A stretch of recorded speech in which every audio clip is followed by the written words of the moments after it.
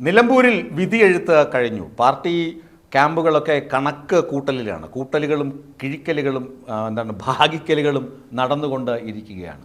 UDF ക്യാമ്പിൽ ആശങ്കയാണ് പരക്കുന്നത്. UDF ക്യാമ്പിൽ ആശങ്ക PV അൻവർ വോട്ട് പിടിക്കുന്നതിനെക്കുറിച്ചാണ്. PV അൻവർ കഴിഞ്ഞ ദിവസം പറഞ്ഞല്ലോ, ഞാൻ വിജയിക്കും, ഷൗക്കത്ത് ജയിക്കുന്നത് കാണാം എന്നാണ് വെല്ലുവിളി.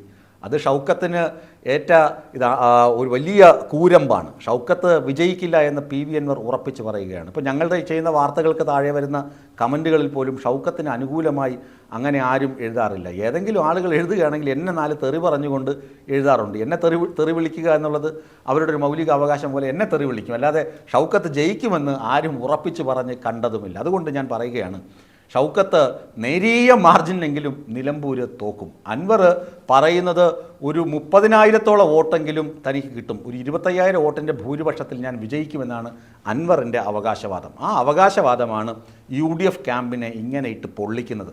23-ാം തീയതി വരെ ഇനി ഒരു 4 ദിവസം കൂടി കാത്തിരുന്നാൽ മതി, റിസൾട്ടിങ് എത്തും. അതുവരെ ഷൗക്കത്തിൻ്റെ നെഞ്ചിടിപ്പ് കൂടി വരികയാണ്. VD സതീശനാണെങ്കിൽ ഇരിക്കാനും വയ്യ, നിൽക്കാനും വയ്യ. ഇതിപ്പോൾ ജയിക്കുമോ, ജയിച്ചില്ലെങ്കിൽ എൻ്റെ പണി പോകും. പ്രതിപക്ഷ നേതാവ് കസേരയിൽ ചെന്നിത്തല കയറിയിരിക്കും. ചെന്നിത്തല ഇങ്ങനെ വാചാടോപം എന്ന് പറയുമല്ലോ, അവിടെ ചെന്നിട്ട് പറയുന്നു അവിടെ നിലമ്പൂർ ജയിക്കും, ഞാൻ കുറേ ദിവസം അവിടെ തങ്ങി പ്രവർത്തിച്ചു, അവിടെ ജയിക്കും, ഇവിടെ ജയിക്കും എന്നൊക്കെ പറഞ്ഞ് വീമ്പിളക്കുന്നുണ്ടെങ്കിലും ചെന്നിത്തലയുടെ മനസ്സിലും VD സതീശൻ്റെ ഈ ഒരു കള്ള പരിപാടികൾ, കുതന്ത്രങ്ങളൊക്കെ അമ്പയെ തകരണമെങ്കിൽ നിലമ്പൂരിൽ ജയിക്കരുത് എന്നാണ് ഉള്ളിൻ്റെ ഉള്ളിൽ ചെന്നിത്തലയും ആഗ്രഹിക്കുന്നത്. അപ്പോൾ നിലമ്പൂരിലെ കണക്കുകൂട്ടലുകൾ UDFന് പിഴയ്ക്കുന്നതായിട്ടാണ് ഈ കണക്കുകൂട്ടലുകളിൽ നിന്ന് വ്യക്തമാകുന്നത്. അവരുടെ ക്യാമ്പുകളിൽ നിന്ന് അവർ വ്യക്തമായി പറയുന്നുണ്ട്, മേൽക്കൈ ഞങ്ങൾക്കുണ്ടാകുമെന്നൊക്കെ പ്രതീക്ഷിച്ചു. പക്ഷേ അൻവർ ഒരു പടി മുന്നേ ഓടി. അൻവറിനെ ഞങ്ങളുടെ കൂടെ നിർത്തണമായിരുന്നു, അത് വലിയ വീഴ്ചയായിപ്പോയി. VD സതീശന് പറ്റിയ വലിയ വീഴ്ചയായിപ്പോയി. അൻവർ സ്വതന്ത്രനായി മത്സരിച്ചത് ഞങ്ങൾക്ക് വലിയ അടിയായിപ്പോയി, ആ വോട്ടുകൾ ഞങ്ങൾക്ക് നഷ്ടപ്പെട്ടു എന്ന് തന്നെയാണ് UDFൻ്റെ കണക്കുകൂട്ടൽ. അതുകൊണ്ട് ഒരു കരിമ്പടം പുറച്ച് ഇരിക്കുകയാണ് UDF ക്യാമ്പ്. ഷൗക്കത്തിനും വലിയ സങ്കടമാണ്.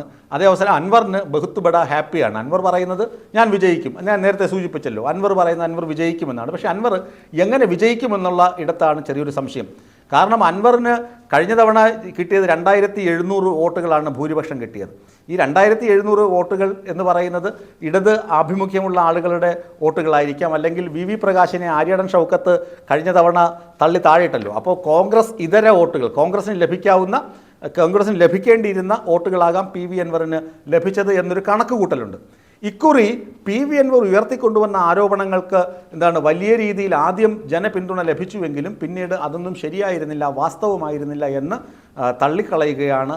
നിലമ്പൂർ മാത്രമല്ല, കേരളത്തിലാകമാനമുള്ള ജനങ്ങളും അങ്ങനെ തന്നെയാണ് പെരുമാറിയത്. അതുകൊണ്ട് നിലമ്പൂർ അൻവറിനെ തഴഞ്ഞ പ്രസ്ഥാനം, അല്ലെങ്കിൽ അൻവറിനെ പുറത്താക്കിയ പ്രസ്ഥാനം എന്നൊക്കെ പറഞ്ഞ് ഇടതുമുന്നണിക്ക് വോട്ട് ചെയ്യാതിരിക്കില്ല എന്നൊരു കണക്കുകൂട്ടലുണ്ട്. അൻവറിന് അതുകൊണ്ട് തന്നെ ഈ പ്രതീക്ഷ, അതായത് കഴിഞ്ഞ തവണ വിജയിച്ചു, ഈ തവണ ഒരു രക്തസാക്ഷി പരിവേഷത്തോടു കൂടിയാണ് മത്സരിക്കുന്നത്, അതുകൊണ്ട് തനിക്ക് വോട്ട് ലഭിക്കും എന്ന ഒരു ചിന്തയാണ് അൻവറിനെ ഇത്രയധികം നിഗളിക്കാൻ, അതായത് എനിക്ക് ഭാഗ്യം എൻ്റെ കൂടെയാണ്, ഞാൻ വിജയിക്കുമെന്നൊരു അഹങ്കാരത്തിലേക്ക് കൊണ്ടു നിർത്തിയിരിക്കുന്നത്. അതൊരിക്കലും സാധ്യമാവുകയില്ല. കാരണം ഇടതുമുന്നണി കൃത്യം ക്യാമ്പയിനാണ് അവിടെ നടത്തിയിട്ടുള്ളത്. BJP ആണെങ്കിൽ അയ്യോ ഞാൻ തോറ്റ എന്ന് പറഞ്ഞാണ് മത്സരിക്കാൻ ഇറങ്ങിയത്. അവർക്കും അവരുടെ ക്യാമ്പിലും ആശങ്ക തന്നെയാണ്.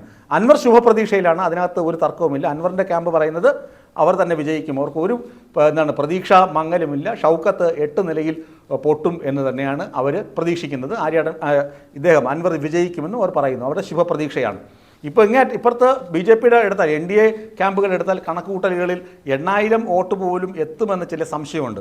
കാരണം ആദ്യഘട്ടത്തിൽ BJP സ്ഥാനാർത്ഥിയെ നിർത്തുന്നില്ല എന്ന് പറഞ്ഞു, പിന്നീട് BDJSന് കൊടുക്കുമെന്ന് പറഞ്ഞു. അപ്പോൾ മണ്ഡലത്തിലെ പ്രവർത്തകരാകെ തന്നെ ഇളിഭ്യന്മാരാക്കിയ രാജീവ് ചന്ദ്രശേഖരൻ നയിക്കുന്ന ഈ പ്രസ്ഥാനത്തിന്, രാജീവ് ചന്ദ്രശേഖരൻ ഒരു തിരിച്ചടി കൊടുക്കണമെങ്കിൽ ആദ്യ തെരഞ്ഞെടുപ്പിൽ തന്നെ കഴിഞ്ഞ തവണ കിട്ടിയ അത്ര പോലും വോട്ട് കിട്ടരുത് എന്നൊരു വാശി BJP ക്യാമ്പുകളിലുണ്ടായിരുന്നു. അതുകൊണ്ട് തന്നെ BJP മോഹൻ ജോർജിന് അധികം വോട്ട് കിട്ടാൻ സാധ്യതയില്ല. അത് അവരുടെ നിരാശ തന്നെയാണ്. ചിലപ്പോൾ പറയും 12,000 15,000 വോട്ട് കിട്ടുമെന്ന് പൊങ്ങച്ചം പറയാമെങ്കിലും ഇലക്ഷൻ പെട്ടി തുറക്കുമ്പോൾ അറിയാം കഴിഞ്ഞ തവണ കിട്ടിയ അത്ര വോട്ട് പോലും ലഭിക്കാൻ സാധ്യതയില്ല. 1, പോളിംഗ് ശതമാനത്തിലുണ്ടായ നേരിയ കുറവ്, 2, രാജീവ് ചന്ദ്രശേഖരൻ്റെ ആദ്യം നിലമ്പൂരിനെ ഉപേക്ഷിക്കാമെന്നുള്ള രീതിയിലുള്ള പ്രഭാഷണങ്ങളും സംഭാഷണങ്ങളുമൊക്കെ പ്രതിസന്ധിയിലാക്കി. പിന്നെ തെരഞ്ഞെടുപ്പിന് താരപ്രചാരകരെ ഒന്നും എത്തിച്ചില്ല, അധികം പണം വാരി ചെലവഴിച്ചില്ല. അങ്ങനെയൊക്കെയുള്ള കുറേ ഗുണങ്ങൾ BJP ഈ തെരഞ്ഞെടുപ്പിലൂടെ കാഴ്ചവെക്കുകയും ചെയ്തിട്ടുണ്ട്. ഇനി LDF ക്യാമ്പ് നോക്കുമ്പോൾ ഇതൊക്കെ തന്നെയാണ്. ഈ മൂന്ന് അതായത് 2 മുന്നണി പിന്നെ ഒരു സ്വതന്ത്ര സ്ഥാനാർത്ഥിയും അവർ പിടിക്കുന്ന വോട്ടുകൾ എത്ര? ഈ 73-ൽ ഒരു 40% വോട്ടെങ്കിലും LDF ലഭിക്കുമെന്ന ഉറച്ച പ്രതീക്ഷയിൽ തന്നെയാണ് സ്വരാജിൻ്റെ ക്യാമ്പുള്ളത്. പാലായിൽ നടന്ന തെരഞ്ഞെടുപ്പ് അറിയാം. പാലായിൽ KM മാണി അനിഷേധ്യനായി ഭയങ്കര ശക്തമായി നിൽക്കുമ്പോൾ അത്രയും മാണി കോൺഗ്രസ്സിന് ഇത്രയും പിൻബലമുള്ള സ്ഥലത്താണ് ഇടത് സ്വതന്ത്രനായി നിന്ന് മാണി സി കാപ്പൻ ജയിച്ചു വരുന്നത്. ആ തെരഞ്ഞെടുപ്പിലും ഭയങ്കര ഫൈറ്റായിരുന്നു നടന്നത്. അതുപോലെ ഇവിടെയും മുന്നണി ഇടത് വലത് മുന്നണികൾ തന്നെയായിരുന്നു പ്രധാന ഫൈറ്റ്. അവിടെ അൻവറിൻ്റെ സാന്നിധ്യം ഒരു വലിയ ചെക്ക് അല്ലെങ്കിൽ വലിയൊരു കടമ്പയായിരുന്നു രണ്ട് മുന്നണികൾക്കും. പക്ഷേ ഇടത് മുന്നണി ആ കടമ്പയെ വളരെ നിഷ്പ്രയാസം അതിജീവിക്കുന്നത് എന്തുകൊണ്ടെന്ന് വെച്ചാൽ ആര്യാടനെ ഷൗക്കത്തിനെ തോൽപ്പിക്കുക എന്ന അജണ്ടയുമായാണ് PV അൻവർ തെരഞ്ഞെടുപ്പ് പ്രചരണം മുഴുവൻ നയിച്ചത്, അല്ലാതെ പിണറായിക്കെതിരെയോ സർക്കാരിനെതിരെയോ അല്ല. അതുകൊണ്ട് പിന്നെ ഇന്ന് കഴിഞ്ഞ ദിവസം തെരഞ്ഞെടുപ്പ് സമയത്ത് പറയുകയും ചെയ്തു, ആര്യാടൻ കെട്ടിപ്പിടിക്കാൻ പോയപ്പോൾ പറഞ്ഞ് കെട്ടിപ്പിടിക്കേണ്ട ഷേക്കേൻ്റെ തന്നാൽ മതിയെന്ന്.